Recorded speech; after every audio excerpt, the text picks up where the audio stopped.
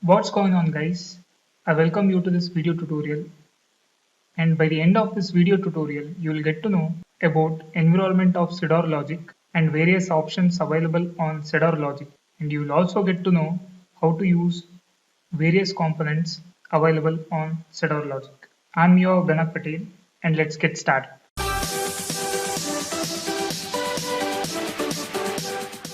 In our previous video, we have already been through how to install Cedar Logic. If you have not seen my previous video, I'll put it on the card.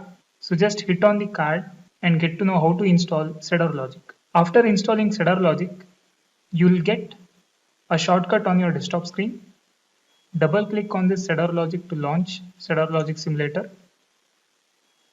Hit maximize so as to make it go full screen. So this is our Cedar Logic Simulator.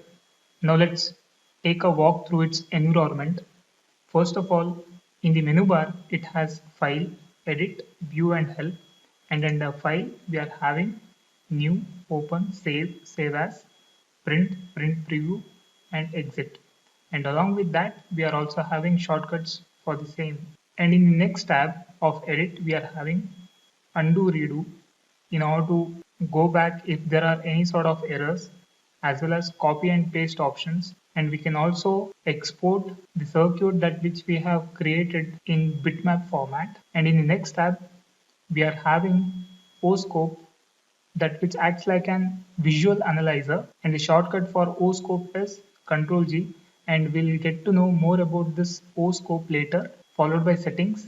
And under help we can go through the contents as well as about Cedar Logic Simulator. So this is about menu bar of Cedar Logic, and next to menu bar we are having toolbar, wherein you can see lot of icons that which are available over here, like new page, open a Cedar Logic file, save the Cedar project, print the Cedar project, undo, redo, copy paste option, zoom in, zoom out option, as well as play and resume option. And here in this field, we can change the timing over which our actual circuit runs, as well as we can also lock the state of our circuit. So these are the options that which are available on toolbar. Cedar Logic provides 10 pages, and each of them contains workspace that which are in grid shape. So this is where just by using the scroll of mouse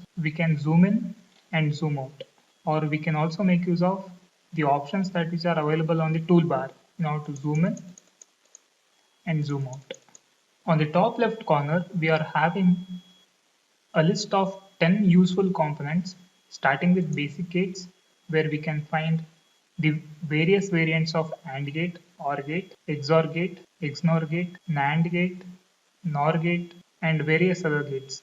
And in second of the same list, we are having inverter, and we do also have one more important functionality, from end to gates. In the third option, it's labeled as input and output, wherein we can have lot of on and off toggle switches. We can also have clock, and we also have single pulse generator, and along with that we do also have VDD, which acts like power and ground in order to complete the circuit. We do also have LED in order to indicate the output, and along with that we do also have text option in order to label gates or inputs. And in option 5 we are having combinational circuit components like mux and decoder, and in option 6 we are having adder and comparator, wherein we are having 1-bit full adder, 4-bit full adder, and 4-bit magnitude comparator. In option 7 we are having flip-flops. Flip-flops like D flip-flop as well as JK flip-flop are available.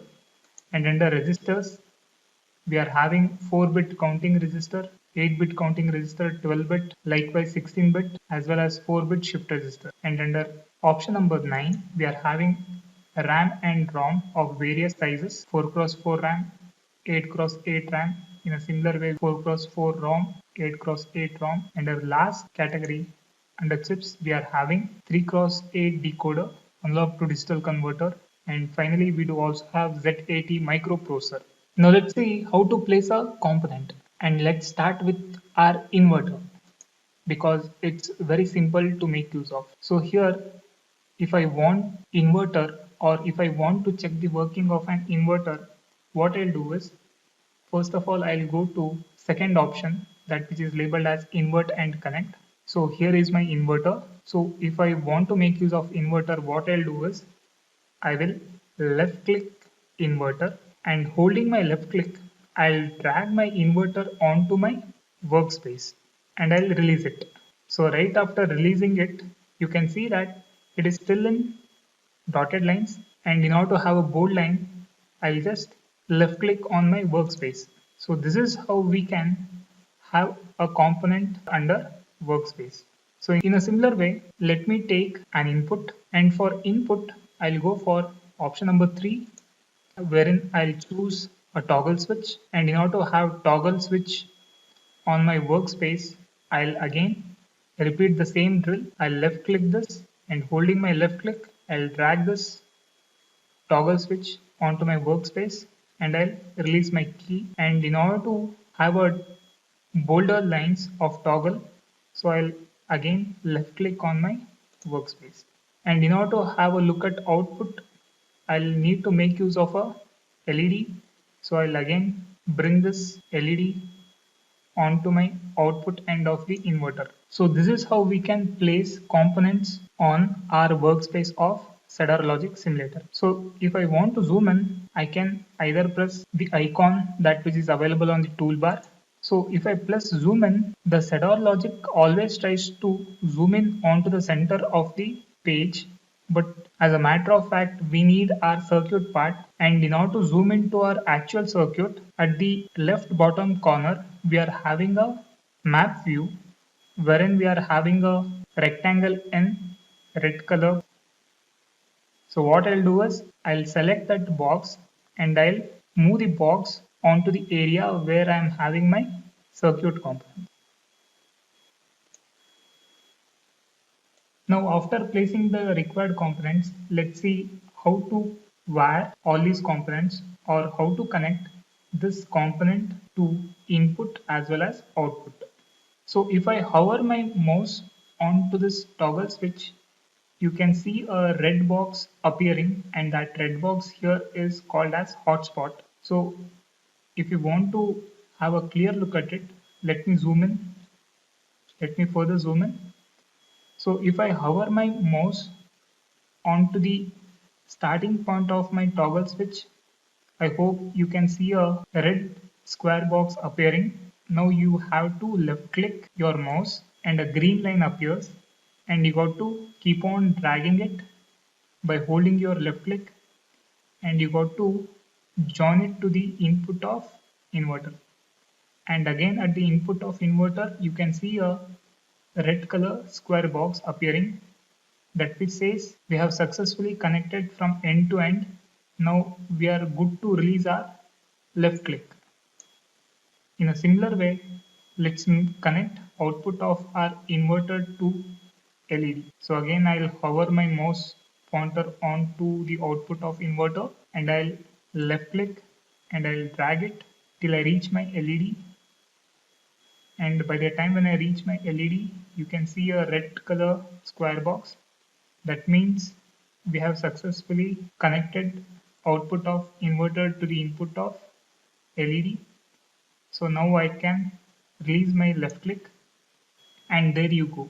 We are done with wiring of components. And as you can see here, Cedar Logic Simulator makes use of color to denote the logic.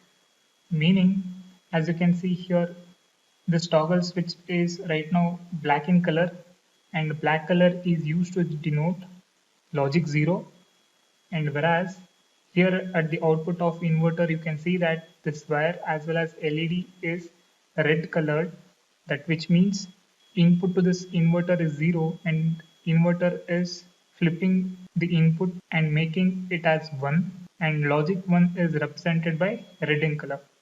So this is one of the beautiful feature of Cedar Logic Simulator, and by default Cedar Logic Simulator will be in run mode. So thereby, if I were to change the input from 0 to 1, what I can do is I can hover my mouse onto this toggle switch and I have to just left click on this toggle switch in order to change its state from 0 to 1.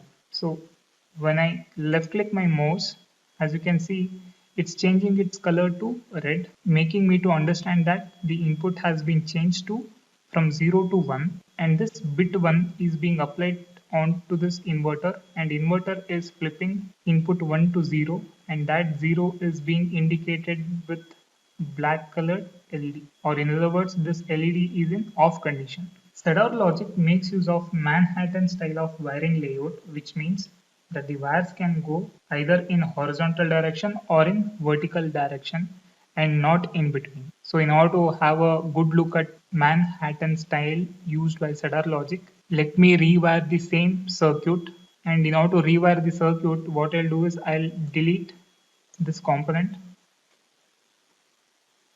After deleting, I'll again have this toggle switch but at a different point. Now what I'll do is I'll again rewire. So even though I am trying to bring this wire that which is having a negative slope, and if I release my mouse button, it changes to horizontal, vertical, and again followed by horizontal.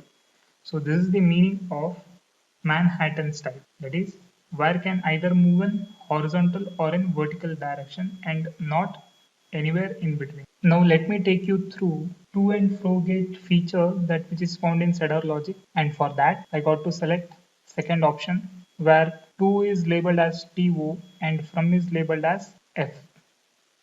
So let me drag these two from as well as to gate onto my workspace.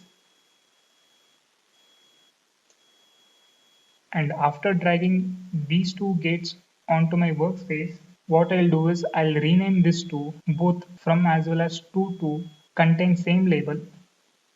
And in order to label it, what I got to do is I got to just double click on this from gate. Just by double clicking on this, I'll get a new window containing field label where I'll rename this as A and I'll hit OK. So by now I have renamed from gate to A. In a similar way, I got to rename to button to the same label. And in order to do so, I'll again double click on to gate and I'll rename this label to A and I'll hit OK. So right now we have successfully renamed from as well as to gate to have same label, that which is A. Now in order to have a better understanding of this to and from gate, let's have a toggle button and let's have an LED. Let me rearrange the components. So after rearranging, let me wire to and from. So what I'll do is I'll join this toggle switch to off to gate, and I'll also connect from to LED. Now as you can see, this input that I'm providing from my toggle switch is right now carrying bit 0 value, that which is being sent onto the label A, and this same label A will continue carrying the same logic onto the LED. And if I change the state of the toggle switch to bit 1, so this bit 1 value is right now reflected onto this label, that which is A, and the same label that which is over here will carry the same value, and thereby this LED is glowing. And if I again flip the toggle switch back to 0, the LED turns off. So we can think of to and fro gate with the same name to act like they have been connected through some wire in between, that which is invisible. So this is about to and from feature that which is found in Cedar Logic Simulator. And lastly, let's try to go through the feature of O-scope, that which acts like a visual analyzer. So just by hitting on O-scope, this opens a new window. For time being, drag this O-scope onto the bottom. Now what I'll do is I'll take one more to gate and I'll place it on my workspace, and I'll connect the output of LED to button, and I'll rename this to have label B, and I'll hit OK. Now let's have our oscope back again, and under oscope you can find a drop down option where if you hit on this option you can find the labels that which are on our workspace. Firstly I'll select A, and right now the value that which label A is carrying is 0, so thereby as you can see this oscope is providing low signal value, and if I change this and if I change the state of toggle switch back to 1, you can see that the oscope has changed its state from 0 to logic 1. In a similar way, if I switch it back to 0, oscope changes its value from 1 to again back to 0.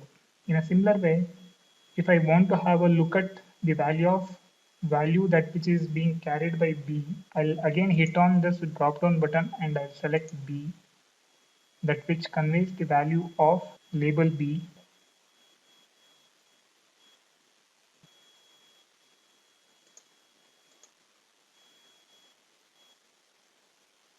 So this oscope is very handy while simulating the working of flip-flops. So this was a brief walk through the environment of Cedar Logic Simulator, wherein we did got to know the working of various components that which are available on Cedar Logic Simulator, as well as we got to know how to make use of to and from option, as well as we did also got to know the working of oscope in Cedar Logic Simulator. In our next video tutorial, we'll simulate the working of AND gate and OR gate. We'll meet in our next video tutorial. If you are having any doubts or queries, please do put it in the comment section. Thanks for watching.